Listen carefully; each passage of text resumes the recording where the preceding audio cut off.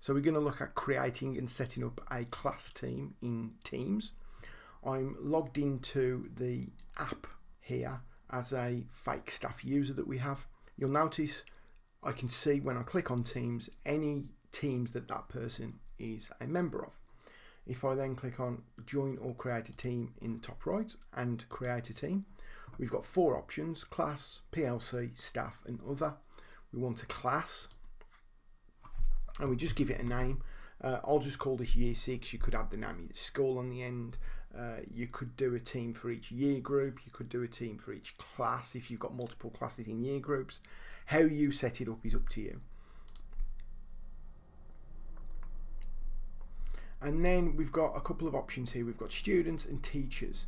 Teachers essentially means any adults, any support staff, as well as teachers. So teachers are owners, to use the Teams terminology, or administrators as we know them normally, and then students are just your normal users. So I'm not going to add any staff here, but it's just the same principle as if I was adding the students. All you need to do is start typing in their email address. Now, it does need to be an email address based within the school, so it needs to be an @school name email address, which is what yours as a staff member would be. So you need to make sure that all your pupils have got email addresses set up. So I'll just type in the name of a dummy pupil account that we've got. So there we go, there's Beatrice.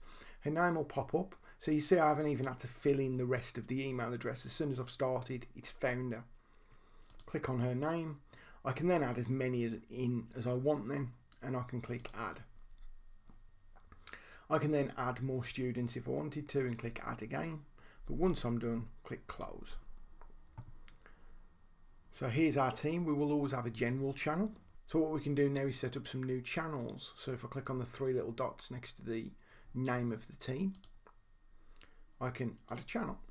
We could call this Maths. You may want to break your channels down in different ways. It's entirely up to you. Obviously, channels are just about keeping things separate. If I now look at the web browser I've got open, this is logged in as Beatrice. So this is Beatrice looking at it through a web browser. You can see she's a member of 2 teams. You'll notice her activity has popped up, and that's to tell her that she's been added to a team. So I'll click on the year 6 team, and there we can see the 2 channels that we've made. If I go back to my teacher account, there's a few other things we can do.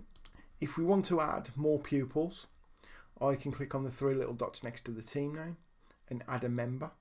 Be very careful leaving the team, particularly if you're the only administrator, because it kind of locks everything out. I can also manage the team.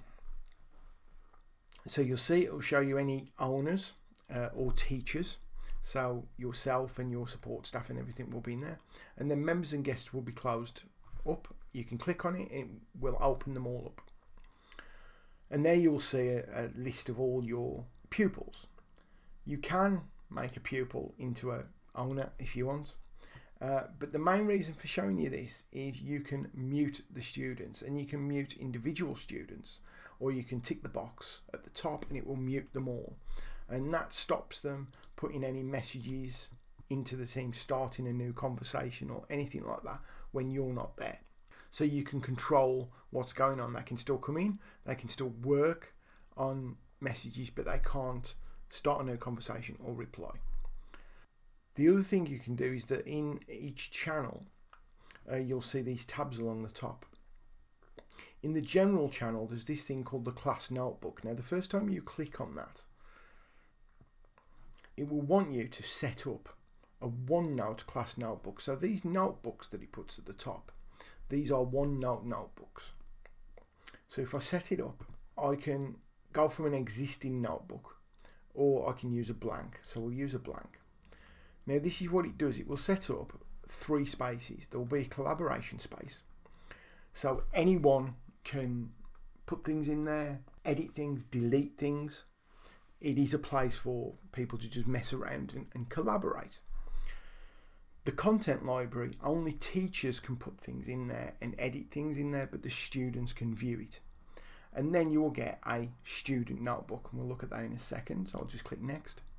It's now saying in your student notebook, how do you want to break it down? So if you don't know OneNote, imagine it like a big lever arch file with the dividers in, and these are your dividers. So it gives you some options. You can add new ones, you can get rid of those if you want, and create. It takes a little while to set this up, but once it's done, this will pop up. So here's your OneNote Notebook. So you can see there's the collaboration space, there's the content library, and you've got different sections in there. You can just throw notes in. You can then open that in the OneNote app, so you've got more functionality. The thing worth bearing in mind is if we look at Beatrice's OneNote, you'll see there's her sections. You as a teacher will see every child's notebook. So the children can put things in there and you can access it. However, the children will only see their own notebook. So for the children it will look like this, but for you, you will have every child listed. Just go back to the posts. The other thing worth bearing in mind is this upload class materials. So if I click on upload class materials,